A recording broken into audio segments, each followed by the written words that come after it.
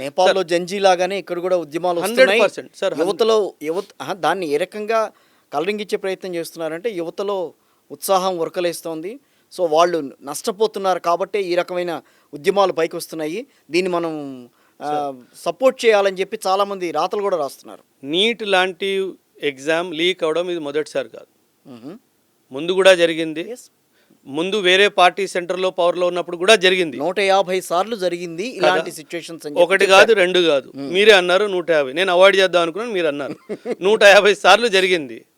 150 సార్లు ఇంత సివియర్గా ప్రొటెస్ట్ జరిగిందా? లేదు సార్. నీట్ పేపర్ లీక్ అవడం అన్యాయం జరిగింది, ఇందులో సందేహం లేదు. 12 నుంచి 14 మంది చిన్నారులు వాళ్ళు ఆత్మహత్య చేసుకున్నారు. ఇందులో ఏమంటారు, అసలు దీన్ని డిబేట్ లేదు సార్. జరిగింది పేరెంట్స్కి నష్టము, ఆ పిల్లలకి నష్టము.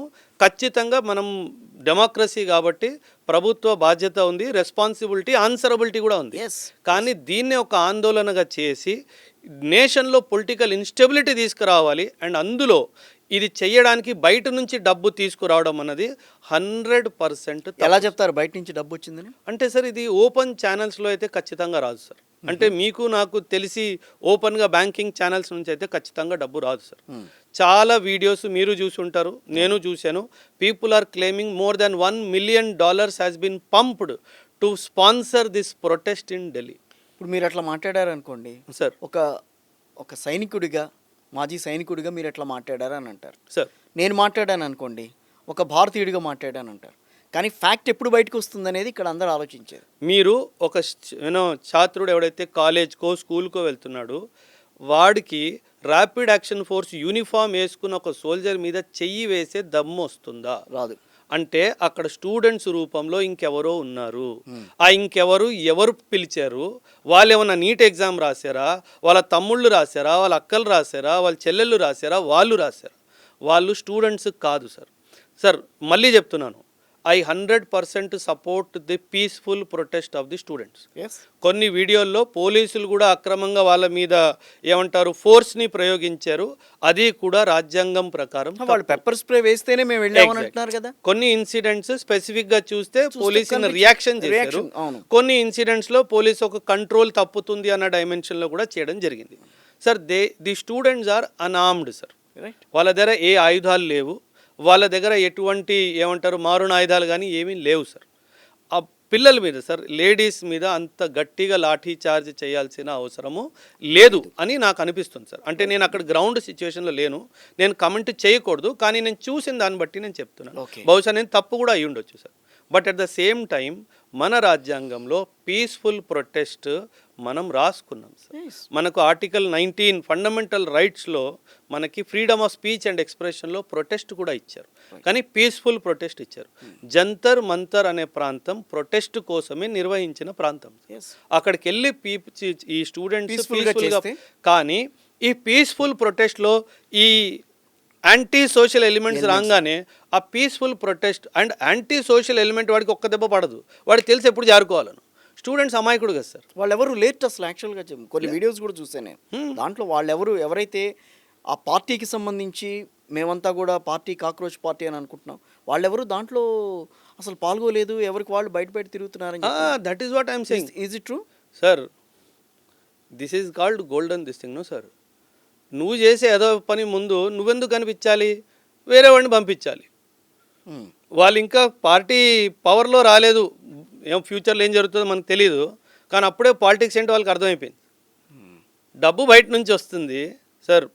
నేను కాక్రోచ్ జనతా పార్టీ పొలిటికల్గా అంటే వాళ్ళకి పార్టీ స్థాపించే హక్కు మన రాజ్యాంగం ఇచ్చింది, అందులో సందేహం లేదు.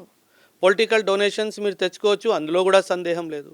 కానీ బయట నుంచి డబ్బు ఇలా అక్రమంగా తెచ్చుకొని ఇలా అల్లకల్లోలాలు చేయడం అనేది ఖచ్చితంగా తప్పు. మనకి డిబేట్స్ చేసుకోవడానికి 2 దారులు ఉన్నాయి సార్. పార్లమెంట్లో డిబేట్ పెట్టుకోవచ్చు, లేదా మీరు నిరసనకు దిగారు కదా, ఆ నిరసన మీరు చేసుకోవచ్చు. అందుకని పార్లమెంట్ సమావేశాలు జరుగుతున్నప్పుడే జరుగుతుంది ఇది. ఖచ్చితంగా సార్, అదే కదా సార్. ఇప్పుడు నీట్ ఇది జరిగింది ఎప్పుడు సార్? మేలో. ఇప్పుడు ఏం జరుగుతుంది సార్? జూలైలో. ఎందుకు ఆగారు సార్? సో దట్ ఈ పార్లమెంట్ సమావేశం రావాలి, ఇది అప్పుడు ఇంటర్నేషనలైజ్ అవ్వాలి. వీళ్ళ ఉద్దేశం ఏంటంటే ఇంటర్నేషనలీ మోదీ గారికి చాలా ఫేమ్ ఉంది సార్.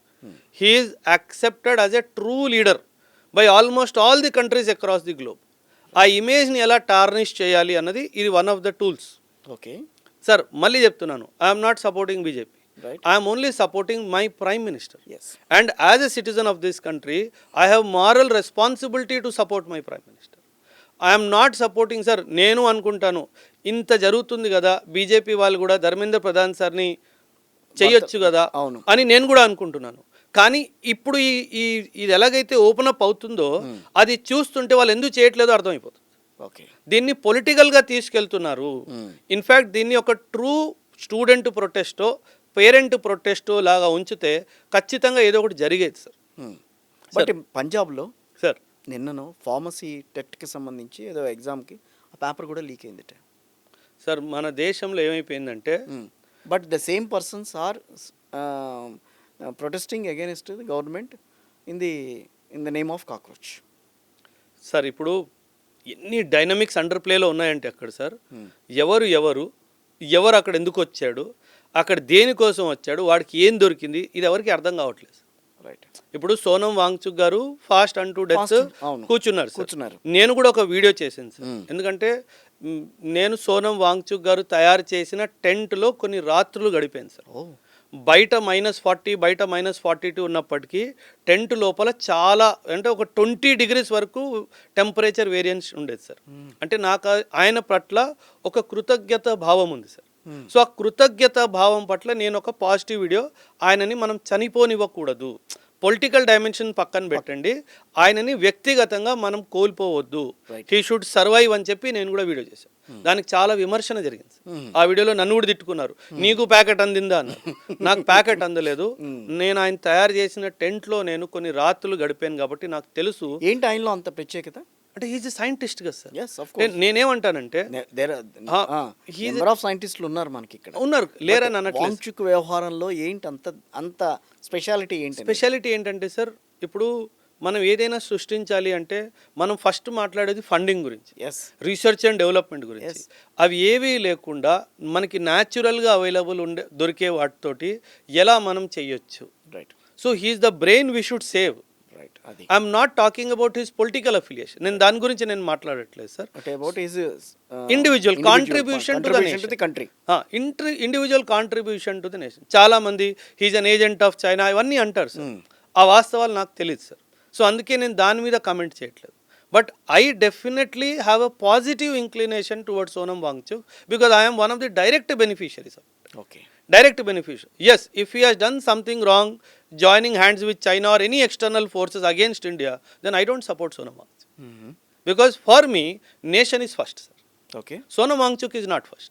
నాకు దేశమే ముఖ్యం, నాకు నా దేశ ప్రైడే ముఖ్యం. సోనం వాంగ్చుక్ నాకు ముఖ్యం కాదు. If have to make a choice between Sonam Wangchuk and my country, obviously my choice is my country only. It cannot be Sonam Wangchuk.